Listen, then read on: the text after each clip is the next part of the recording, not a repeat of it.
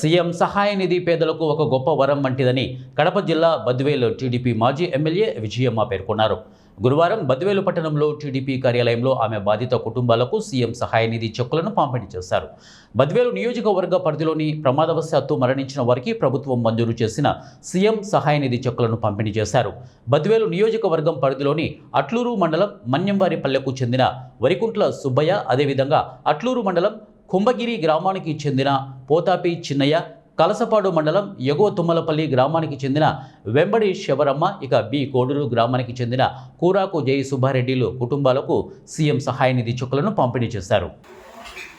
ముఖ్యమంత్రి చంద్రబాబు నాయుడు గారు ఆ రోజు నారా లోకేష్ గారు కార్యకర్తల నీతి అనేది ఒకటి ఏర్పాటు చేసి, కార్యకర్తలు ఎక్కడైనా కూడా ఏదైనా ఇబ్బంది అయినప్పుడు వాళ్ళకు జీవనోపాధి కల్పించాలనే ఉద్దేశంతోనే ఈ కార్యకర్తల నీతిని ఏర్పాటు చేశారు.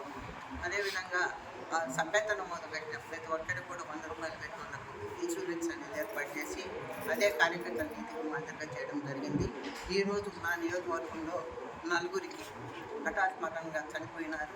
వాళ్ళు చనిపోయిన కుటుంబాలను ఆదుకోవాలనే ఉద్దేశంతోనే ఈ నిధి ఏర్పాటు చేసి 4గురికి కూడా చెక్ ఇచ్చాము. మా